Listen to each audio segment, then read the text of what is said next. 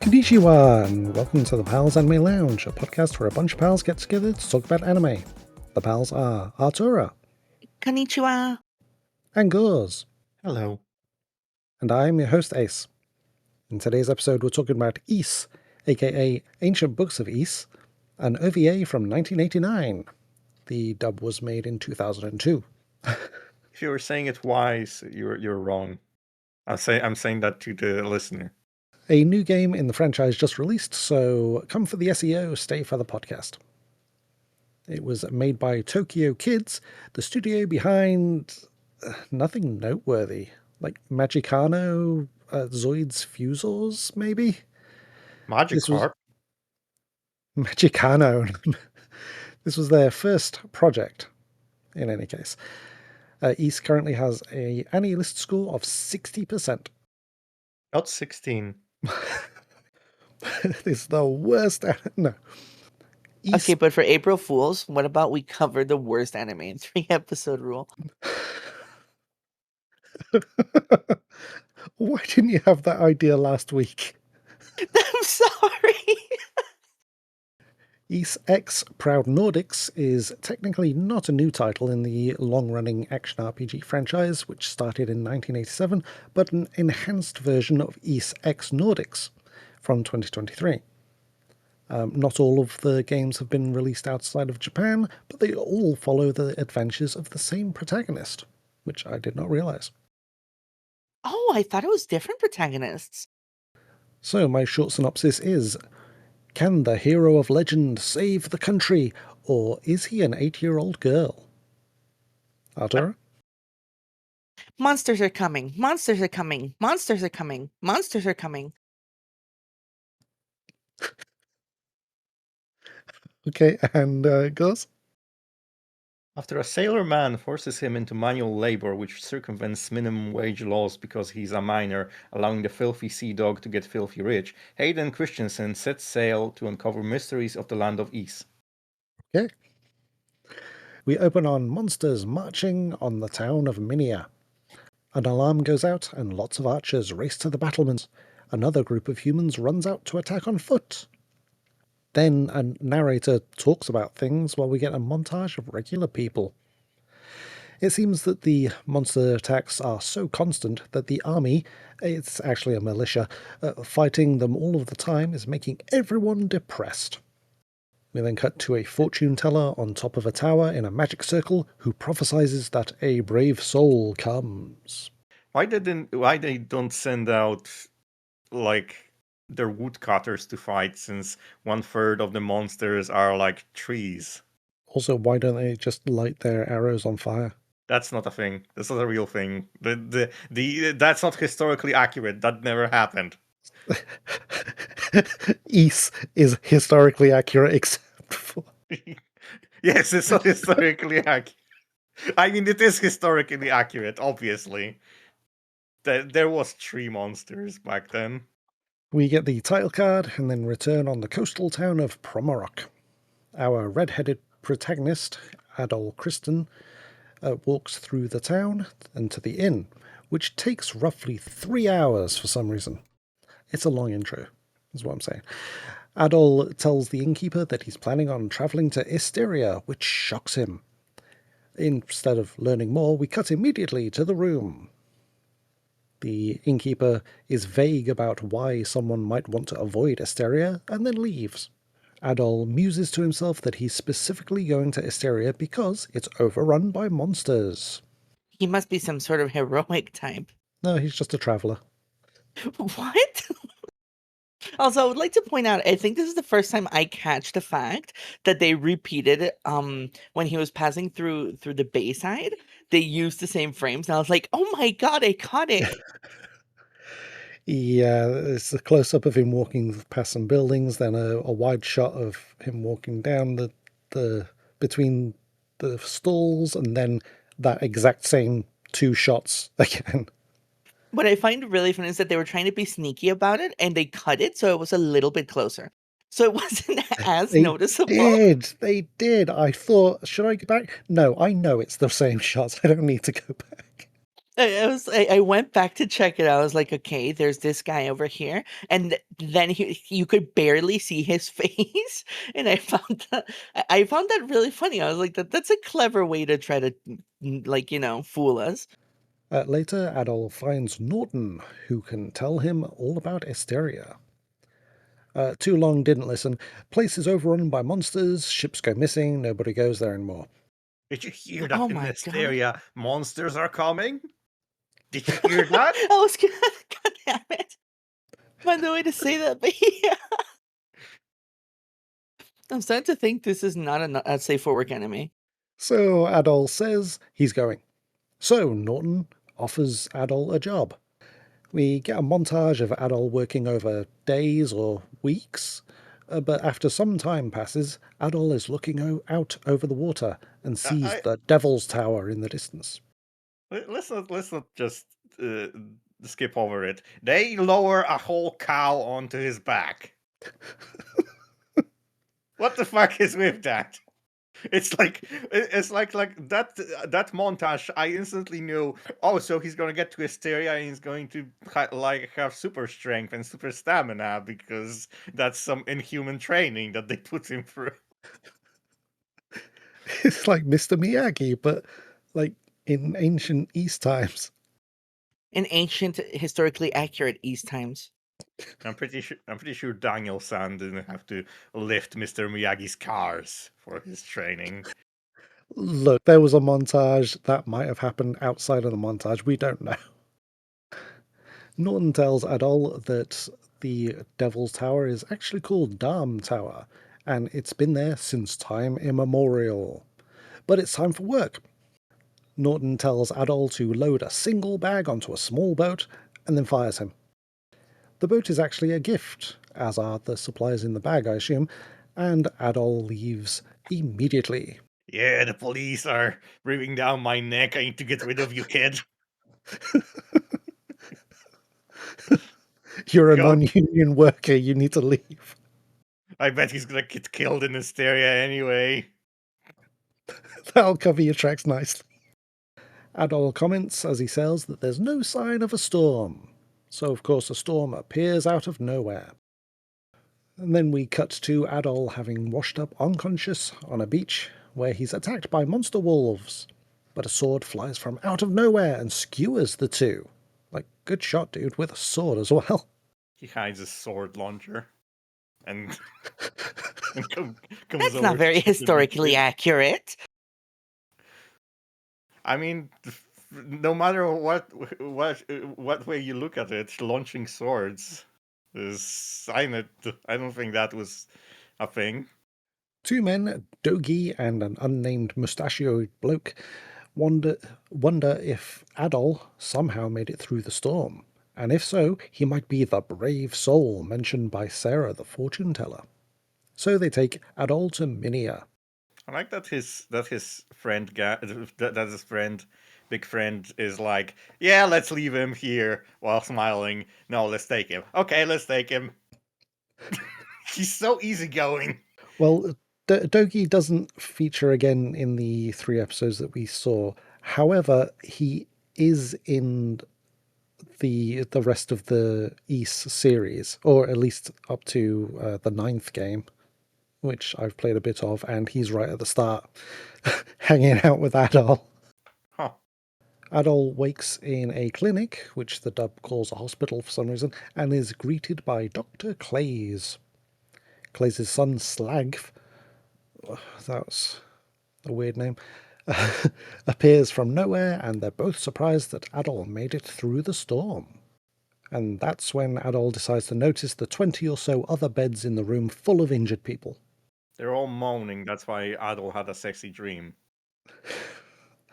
That doesn't feature into the plot in any way. It's just I felt I had to mention it because there's like 20 people there.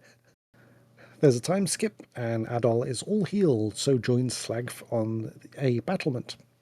Adol promises that he'll solve the mystery of where the monsters are coming from. It's the Devil's Tower, isn't it? No, it's the Angel Tower, probably. I mean, it's clearly the ancient time immemorial Devil's Tower that is called a Devil's Tower, because why? How's it going to be anything else? It's interesting how in media back then, the enemies were the devils, the demons, and nowadays it's always the angels and God. Well, that's because we all used to be good in the 80s and 90s, and now we are all evil, so... The Well, world now, ended after 2012. yeah, I think we realize is that humans realize that humans suck, and now in every story, gods try to kill us, rightfully. We do deserve it. Adol says that the fact he survived the storm means that he was destined to reach Esteria. Slagv agrees, telling Adol about Sarah's prophecy. So Adol heads to the fortune teller's shop. Sarah excitedly tells Adol that his coming was foretold down to his name, but the adventurer doesn't like learning that his destiny isn't his own. She also explains that Esteria used to be called Ys until it was overrun by monsters, which is happening all over again. Why we would they had to stop calling it rename it. Ys? We had to rename it because people were stopped calling because of the monsters. That's a clever marketing strategy. Did they get that from Facebook? I was going to say they got it from Elon Musk, but he did the opposite. Now people don't want to come there anymore. Then an alarm sounds because the monsters are on the attack. The defense goes poorly until Adol enters the battlefield. The scenes of fighting are intercut with scenes of Adol talking with Sarah.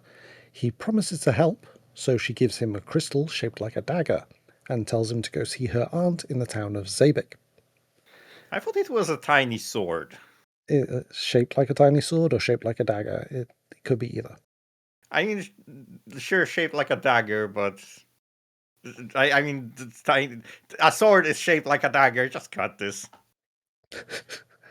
You mean you thought that it was a crystal sword? Like it was like she just found like a tiny model or an action figure and took that sword from the action figure. Here, have this. It looks cool. Maybe it's important. It looks cool. Yeah, that's the reason that I would have picked it up as a child. Yeah, it looks cool. We cut to Adol preparing to leave Asteria, now kitted out in armor and has a shield. Literally everyone is there, it seems, and he leaves as the narrator reminds us of the plot, and we get the credits. Episode 2 opens with a young Adol reading a book where he gets the adventuring bug. Cuts to present day, and Adol wakes before continuing on his way, and we get the title card. And he just runs through the fields, no problem, without stopping. Monsters are in his way, he just pulls out the sword, cuts them down, keeps running. Like, yeah, all that training paid off. If you hadn't lifted that cow, who knows how badly this would have gone. The narrator once more reminds us of the plot over a montage of Adol travelling. He eventually arrives in Zabik and finds the place in ruins. But a random human tells him it's Laskin, not Zabik. The whole drama lasted about 45 seconds. Don't you mean 3 hours? I like that he starts laughing, like, thank God this other village got slaughtered instead of the one I'm always going to.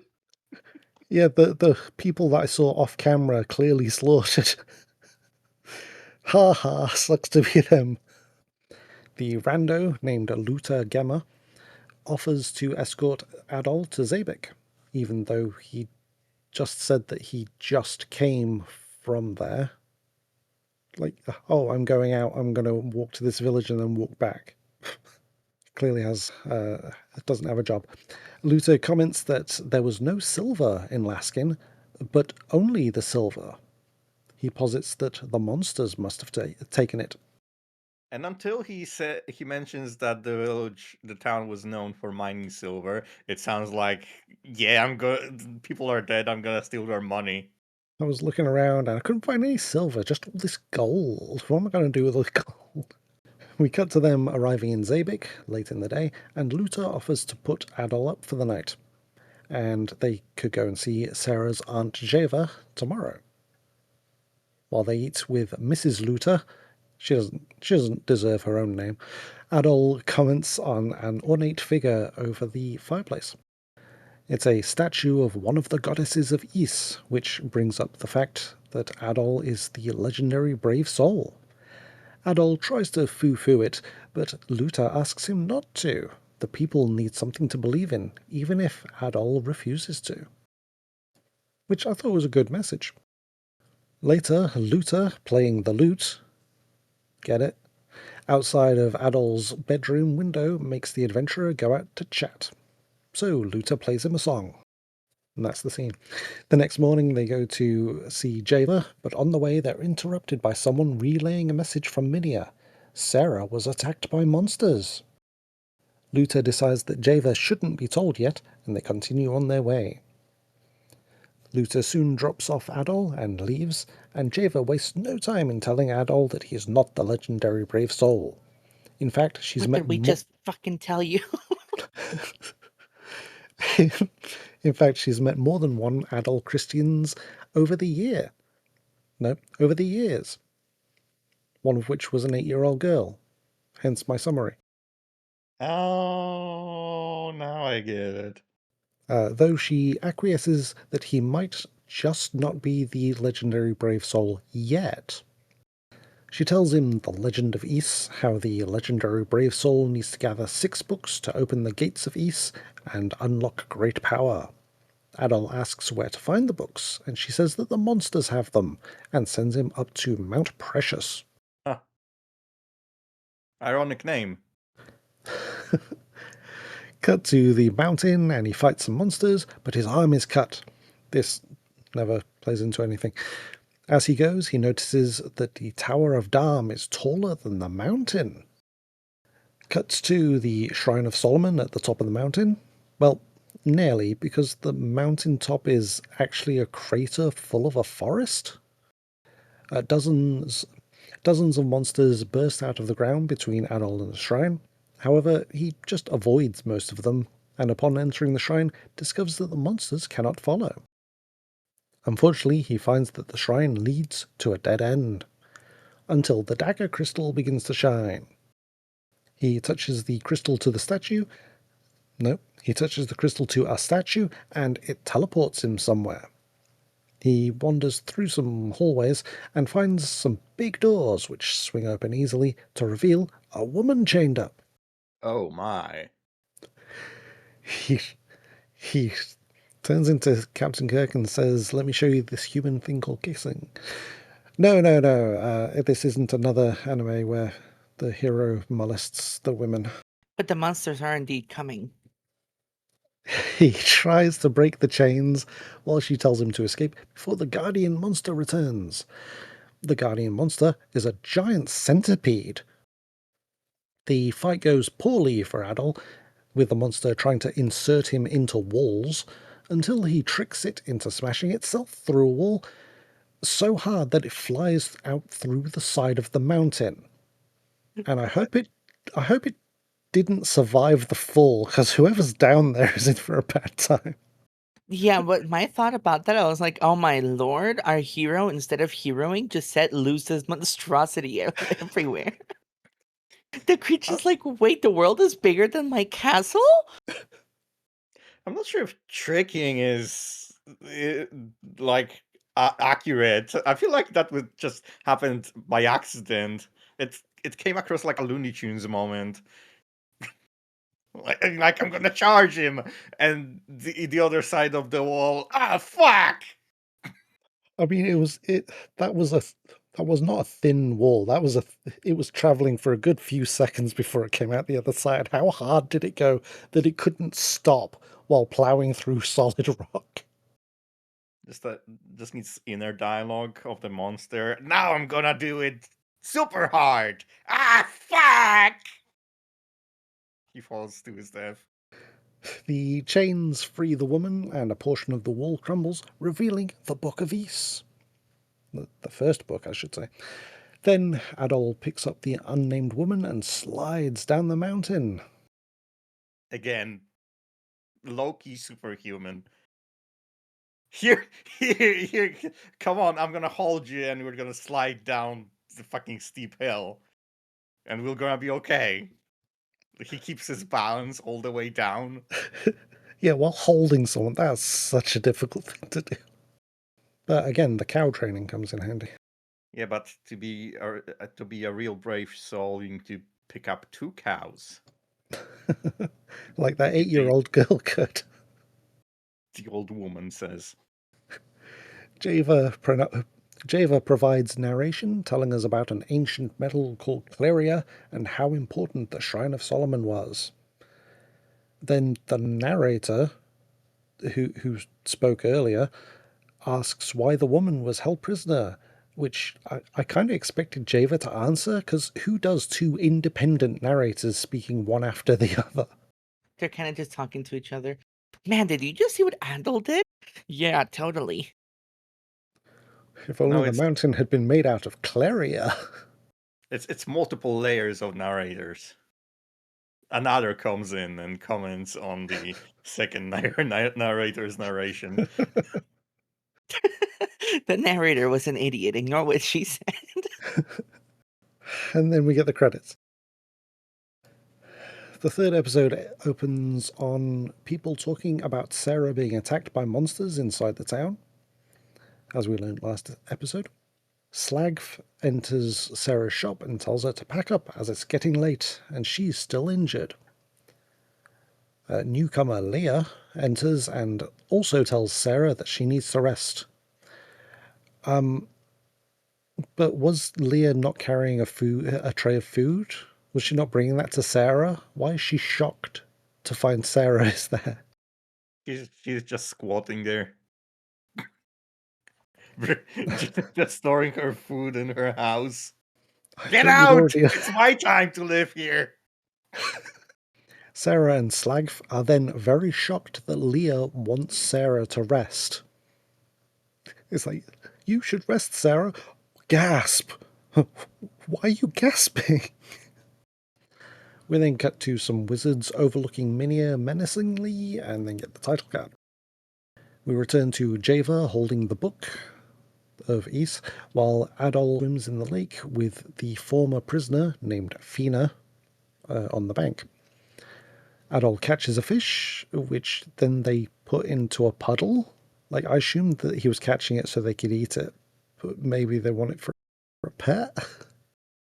Adol comments that they can't forget that while they're relaxing, the country is overrun by monsters. So Fina decides that now it's time to tell him that she has amnesia. You know, because it's just a very nice way of her saying. It's just a very nice way of her saying, "Yeah, I know you care about the country, but I have amnesia. I have no idea. I'm happy to just leave." It's like, oh, he said the word forget. That's to do with memory. I can bring up my memory issue now. He hasn't mentioned thoughts or memories or anything until now. Finally, I can make this about myself again. My headcanon is that they were sliding down the mountain and he just fell into the lake right after. How did the book wind up with the fortune teller? He tossed it? He mailed it.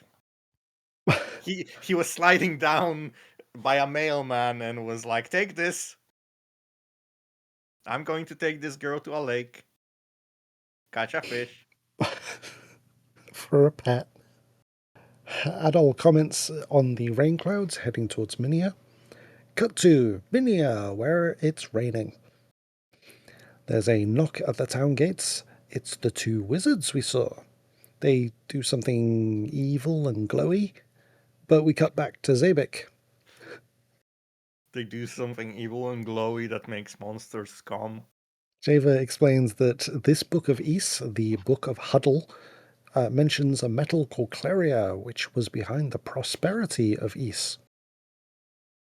Fina mentions gold and silver 'cause she only has two other bases of knowledge for the word metal, it seems, which reminds Adol that all of the silver in the decimated town had been taken by the monsters.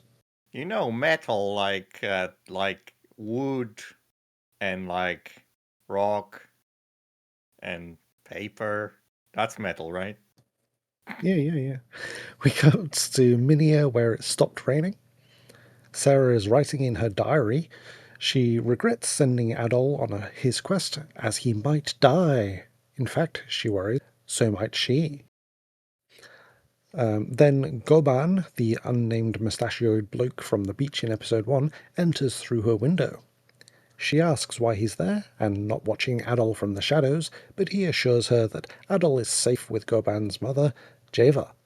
When he enters through the window and she thinks she's in danger, it looks like it's a setup for him to betray and kill her. Yeah, why not knock at the front door, dude? Come on. Like we didn't learn yet that he's a thief or a rogue or whatever, which he says later. Spoilers. That's actually the last thing he says. I'm a thief, and then disappears. What a shitty thief to be announcing that. Don't tell anyone. That's only for your knowledge. Client patient privilege, whatever. Back in Zabik, Java sees something in her fortune telling that concerns Sarah, and when she won't go into detail, Adol decides to head back to Minia. It took him days to reach Zabik. In Minia, the two wizards fail their stealth roll and are spotted by the city watch. Slag avoids being harmed, but his friend isn't as fortunate. So Slag blows his horn, and the area is quickly filled with people. But that's what the wizard wanted. The second wizard, Dares, went to Sarah's shop. He wants a book of Ys she apparently has, but she refuses. So he magics her. I hate that he goes, oh, I wish I didn't have. I would. I was hoping I wouldn't have to do this, dude. You came in there to deal with her. Like, what the fuck? Did you have like tens of ideas on what to do with her, other than turning her to stone? Well, yeah, she was going to hand over the book, and then he was going to stab her. That was Plan A. In the morning, Adol arrives, having ridden a horse instead of running this time, cutting the travel time down considerably. He rushes to Sarah's shop and finds her having been turned into a statue. After he's sad a bit, we cut to the wizards, where Genocris is the second wizard, first wizard, whatever, is told to continue searching for the book. Back in Minia, Adol is throwing a pity party until Goban clobbers him one. Goban reminds Adol that he didn't promise to save Sarah, he promised to save Esteria. There's a cat in the background, I think. Fucking cat. Attention-seeking little shit. I'm keeping this in. Just so everyone knows that my wife's cat's an annoying, meowing cat. You also need to include the guy on the motorbike riding past. Let's wait for him. Hasn't been by today, unfortunately. Goban reminds Adol that he didn't promise to save Sarah, he promised to save Esteria. He then hands over a book of Ys, the Book of Toba, but then Genocris appears to take the book. While the wizard is almost successful, he's foiled by dagger crystal, but it shatters when Genocris is killed. No more get out of wizard free card for him. The next day, the town celebrates the Harvest Festival. Adol, Slag, and Clays are in Sarah's shop when Leah enters. She says the crystal ball is telling her that they need to look deep in the mine. As we see the mine, Java narrates the plot, and then the narrator also narrates the plot. And we get the credits. So, has this made you want to check out Ys X Proud Nordics? I've actually been interested in the original release for a while. Well, For me, now you know that Sarah gets turned into a statue. Spoilers. Yeah, like 50 years earlier in the for first me, game. I, Sorry, wa- go ahead. I wasn't particularly interested. I like the world and the story sounds interesting, but I think the main problem is just with the sheer amount of things there are to play.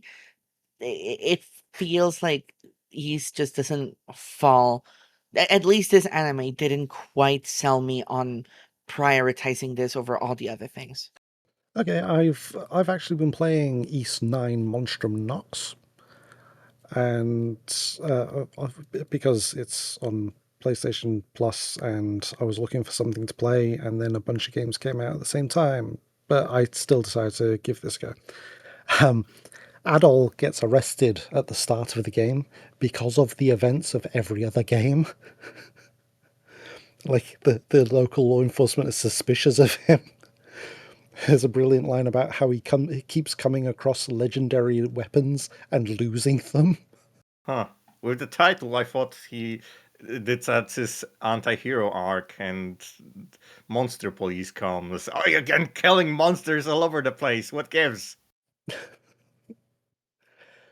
But if Ys 9 can hold my attention, I'll likely play Ys 10. So is this a Yata, Nani, or a Baka, Arturo? I think this is a backup for me. I liked the story and the characters, but it felt so slow and it doesn't feel like it's doing anything new. I didn't particularly care about our protagonist. Like I like the narrative, like I like the setting more than I liked the overall world, is what I meant to say. Yeah, fair. And Goz? It was a Yata for me. I thought it was solid. Good animation and really solid hero's journey kind of thing. It didn't. Yeah, I didn't really find any big flaws with it, with the storytelling, and it kind of harkens back to the old simpler stories, I guess. Again, it doesn't, like Artura said, it doesn't stand out, but I think I think it's good. Okay, I also said Yata. After the first episode, it doesn't really hang around. Yeah, the first episode was a bit of a slog in places, but the rest of it moved at a pretty decent pace. The story interested me, and for an early 2000s dub, the voice acting wasn't bad. So, does it deserve its AniList score of 60%? I think it fits right around, even though it's not for me, I can see how it like works for other people, especially given the age of the anime itself. I mean, if it was in line with all the other scores that we've seen, I feel like it should get 70% at least. That's what I think. Yeah, I agree. I could see it at 70. It's only 7 episodes long, so we watched almost half of it for this podcast. So, unless the final 4 episodes do something terrible. But that about brings us to the end of this episode. Thank you for joining me, Artura and Goz. Thank you so much Thank for having you. us. And thank you for listening to the Pals Anime Lounge. And better yet, thank you for subscribing wherever you found this episode. You can find more from us on GameGrin.com, finding us on social media, or listening to the Grincast podcast. Sora Dewa, game on.